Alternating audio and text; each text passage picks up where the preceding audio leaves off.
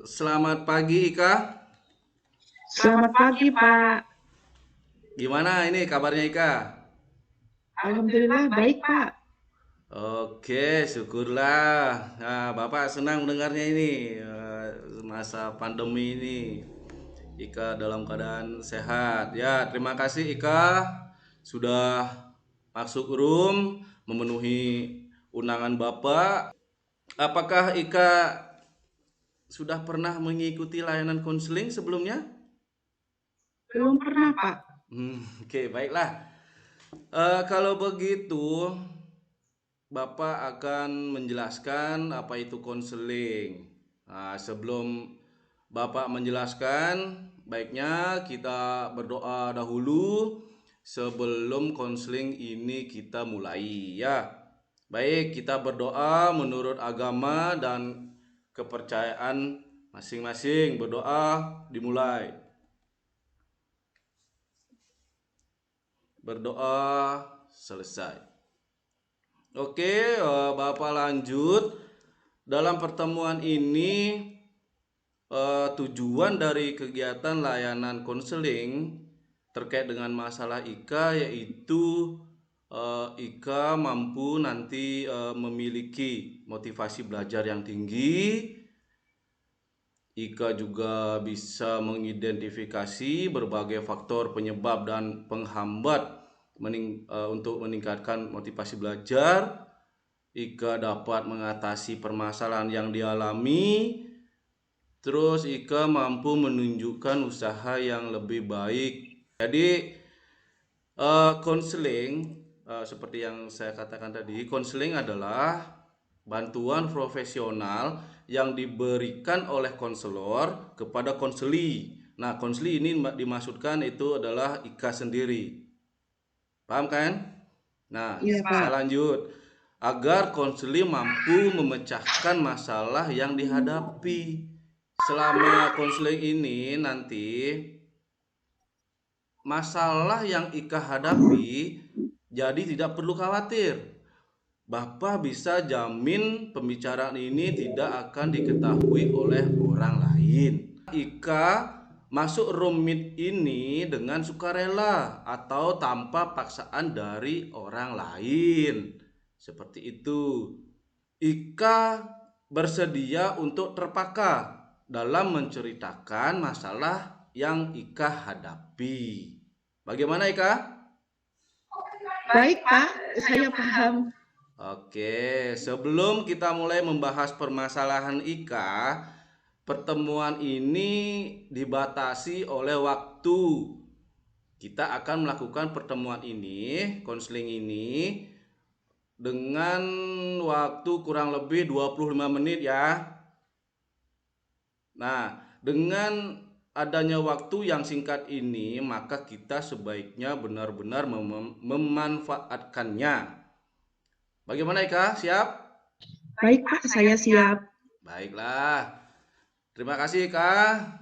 Kita sudah menyepakati waktu yang digunakan dalam proses konseling ini. Kalau boleh Bapak tahu, apa kesibukan Ika sekarang? Kesibukannya selain belajar, membantu orang tua saya, Pak. Luar biasa Ika. Walaupun Bapak tahu bahwa saat ini pembelajaran secara daring semua dilakukan di rumah, tetapi Ika Bapak pantau dan Bapak juga dapat laporan dari guru mapel. Di awal pembelajaran itu Ika rajin absen. Tetapi semakin larut Ika itu sering tidak absen. Nah, kalau boleh Bapak tahu, apa kendala dari masalah Ika tersebut? Iya, Pak. Belakangan ini saya ini sering dimarah sama guru-guru, Pak. Masalah apa yang sampai Ika sering dimarahi guru? Mungkin karena saya tidak mengerjakan tugas, Pak. Nah, ya, coba coba Ika ceritakan hal-hal apa saja yang membuat Ika apa namanya tidak bisa mengerjakan tugas. Ayo cerita. Ya Pak, begini awal-awal COVID itu perekonomian keluarga saya belum terlalu sulit Pak. Tapi setelah beberapa bulan berjalan, saya berpikir masalah keluarga, orang tua, pemasukan penurunan Pak dari keluarga saya, apalagi orang tua ini Pak. Jadi saya rasa perekonomian keluarga saya semakin sulit, gitu tidak seperti yang sebelum COVID Pak. Jadi saya kepikiran itu. Iya, iya, iya, iya. Bapak kerja apa, Ika? Bapak jualan nasi bungkus Pak, tapi sekarang sedikit bikinnya Pak, karena Bapak tidak ada yang sedikit yang membelinya Pak. Oh, Semenjak COVID itu penurunan drastis, soalnya yang beli itu sedikit. iya, iya, iya, iya. Itu dampak dari COVID-nya ya, Ika ya. Jadi gini, selain itu Bapak kerja di mana dan sebagai apa, Ika? Bapak kerja di Jawa Pak, cuma sopir bangunan. Bapak sering kirim biaya untuk Ika sekolah dan biaya keluarga di rumah? Semenjak COVID jarang Pak, karena Bapak sekarang kerja hanya 2 kali dalam seminggu. Jadi penghasilannya juga tidak menentu dan tidak cukup untuk biaya hidup. Jadi saya bantu untuk ikut cari kerja Pak, sama paman dan juga angkat sabut kelapa. Kelihatannya kamu itu matanya sudah memerah ya. Ya, enggak apa, menangis saja Ika, menangis, enggak apa-apa. Iya Pak, Kerja sama paman, Ika kerja apa? bantu ngampres mebel Pak. Udah bingung mau cari uang untuk beli kuota saya dan adik Pak. Terus juga berpikir ke depannya bagaimana saya bingung. Saya berpikir ikut cari kerja. Saya kerja dari pagi sampai sore biar dapat upah untuk bisa saya kumpulin untuk uang dapur Bapak, uang jajan adik saya, dan untuk beli kuota. Karena bantuan kuota dari pemerintah tidak cukup Pak. Apa hari ini Ika tidak bekerja? Tidak Pak, tidak apa-apa. Hari ini saya izin setengah hari kerjanya. Baiklah, terima kasih Ika karena Ika sudah meluangkan waktunya. Mengenai masalah Ika terkait dengan masalah ekonomi keluarga, apa orang tua Ika tidak menanyakan tentang sekolah Ika, pembelajaran secara daring ini?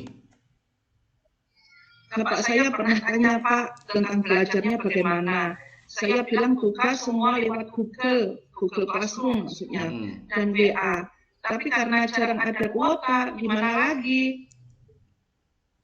Baik, Bapak mengerti apa yang Ika rasakan. Bapak juga sangat kagum dengan Ika. Karena apa? Karena Ika semangat menjalani ini seperti itu. Apakah yang dirasakan Ika? Nah, seperti itu. Apa yang dirasakan Ika? Begini Pak, saya sekarang ini dalam keadaan sulit, jadi belajar saya terganggu. Mau belajar itu susah karena saat akan belajar badan sudah capek, ngantuk, dan juga LKS tidak ada. Keinginan saya seperti teman-teman yang lain habis belajar, mengerjakan tugas, terus bisa istirahat. Tapi karena keadaan berbeda, gimana lagi Pak? Mau tidak mau. Iya, iya, iya. Bapak paham perasaan Ika. Kalau boleh Bapak tahu, Ika kerja mulai dari jam berapa sampai jam berapa Ika? Tidak menentu Pak. Biasanya pagi jam 8 sampai jam 5 sore Pak. Oke, saat Ika tidak bekerja, apa Ika bisa mengerjakan tugas yang belum terselesaikan itu? Bisa Pak, tapi tidak semuanya bisa saya selesaikan Pak, karena udah terlalu banyak. Jadi numpuk biasanya Pak. Jadi meskipun Ika libur tidak bekerja seperti itu, Ika belum bisa menyelesaikan tugas yang belum tuntas. Nah, sebelum Ika menceritakan lebih dalam lagi permasalahan Ika, nah saya ada video ini. Simak dulu video tentang cara bikin ketagihan belajar. Sudah kelihatan ini? Sih kamu nemuin gregetnya belajar saat kamu nemu kepuasan sendiri ketika kamu bisa ngerjain soal yang sulit atau pas paham konsep-konsep tertentu. Mungkin ada yang lumayan sering ngalamin atau ada juga yang cuma pernah sesekali doang. Nah, itu adalah bibit-bibit motivasi intrinsik, motivasi level 5. Di tingkat ini kamu belajar udah bukan karena dorongan dari luar, bukan karena malu, bukan karena terpaksa, tapi karena belajar itu seru, menyenangin, dan bikin lagi kayak main game. Bayangin kalau misalnya kamu ketagihan belajar, bisa sepinter apa tuh kamu tiap hari belajar, tiap hari pakai Pamify dan ngumpulin XP sebanyak-banyaknya. Pasti pengetahuan kamu tuh bakal nambah terus. Pendapat Ika tentang video tersebut? Tadi disampaikan tentang motivasi belajar intrinsik dari dalam diri. Belajar bahkan karena malu, bahkan karena terpaksa, tapi karena belajar itu seru, nyenengin, dan bikin lagi motivasi intrinsik supaya belajar dari sesuatu yang emang ingin dilakuin, karena bukan terpaksa. Iya, bagus sekali ya Ika. Jadi Ika sudah menyimak dengan baik. Sekarang kaitkan dengan masalah yang Ika sampaikan. Meskipun libur kerja, tetapi belum bisa menyelesaikan tugas yang tertunda seperti itu. Ya Pak, saya tahu bahwa apa yang saya lakukan ini tidak tepat. Saya sadar Pak, seharusnya saya belajar lebih giat dan menyelesaikan tugas yang belum terselesaikan. Nah, Ika mengatakan harus belajar lebih giat dan menyelesaikan tugas yang belum terselesaikan. Tetapi Ika lebih banyak waktunya untuk bekerja sampai sore. Itu dia Pak, saya bingung harus bagaimana. Lalu? Bagaimana saya untuk merubahnya ya Pak? Nah, Ika, kalau Ika ingin memperbaiki nilai dan menyelesaikan tugas-tugas, jadi Ika harus menyelesaikannya yang tertunda. Ya Pak, kalau saya begini terus, saya akan tidak naik kelas. Jadi Ika juga merasa takut untuk nilai akhir semester ya? Iya Pak, saya takut gagal. Kasihan orang tua saya, nilai saya jelek ya Pak. Apa bisa saya naik kelas Pak? Ini untuk sementara ini karena Ika jarang mengumpul tugas dan ulangan, jadi nilainya masih di bawah KKM. Nah, perlu Ika ketahui di sekolah itu menerapkan aturan. Ya, jadi kalau syarat-syarat untuk naik kelas itu dan syarat-syarat tidak naik kelas itu ada. Jadi sekedar saya kasih informasi ke Ika. Jadi begini, kalau di SMK 2 itu apabila nilai normatif adaptif itu ada 3 saja yang tidak lolos atau di bawah KKM, itu sudah menjadi syarat tidak naik kelas. Oke. Yang kedua, apabila nilai produktif Ika satu saja tidak lulus atau di bawah KKM juga merupakan syarat untuk tidak naik kelas. Lanjut, yang ketiga, presensi dari Ika. Apabila Ika 75% kehadiran Ika itu tidak memenuhi syarat, jadi sudah merupakan syarat dari tidak naik kelas. Seperti itu Ika. Kalau saya sekarang mulai menyelesaikan tugas-tugas, ulangan yang belum saya ikuti masih bisa nggak Pak? Bisa. Biar saya bisa naik kelas. Bisa itu, masih bisa. Ya karena ada usaha untuk merubahnya. Saya acungin jempol itu Ika karena sudah ada usaha. Terima kasih Pak. Nah ini baiklah. Sekarang Bapak ingin mengetahui reward apa yang Ika tentukan nanti, yang Ika inginkan saat dapat melakukan kegiatan belajar dengan baik. Baik Pak, reward yang saya inginkan saat dapat melakukan kegiatan belajar dengan baik, yaitu saya ingin nilai saya ya minimal rata-rata KKM Pak. Dan jika bisa di atas rata-rata, ya saya dapatkan dengan cara yang saya akan mencoba untuk fokus dalam belajar dan menyelesaikan semua tugas-tugas pembelajaran yang tertinggal Pak. Bagus. Jadi Ika sudah menemukan solusi yang Bapak pikir itu sudah tepat, dan apa Ika mau melakukannya dengan sungguh-sungguh, apa hanya sekedar mengerjakan tugas? Tentu saja Pak, saya ingin naik kelas. Ya, Bapak yakin Ika pasti bisa. Ika tentu tahu apa yang terbaik untuk diri sendiri. Baik Pak, saya senang sekali jika hal ini benar-benar bisa saya laksanakan dengan baik. Saya berjanji akan mendahulukan belajar dan lebih giat belajar lagi. Oke, Bapak senang sekali mendengar antusias Ika. Nah, apa masih ada hal yang ingin Ika sampaikan lagi? Saya rasa untuk saat ini sudah cukup Pak. Baiklah, Bapak simpulkan ya proses konseling ini bahwa Ika tengah mengalami masalah ekonomi keluarga yang tidak menentu. Masalah tersebut berpengaruh pada rendahnya keinginan untuk belajar Ika. Jadi Ika tidak memiliki semangat untuk merubah semuanya. Seperti itu Ika?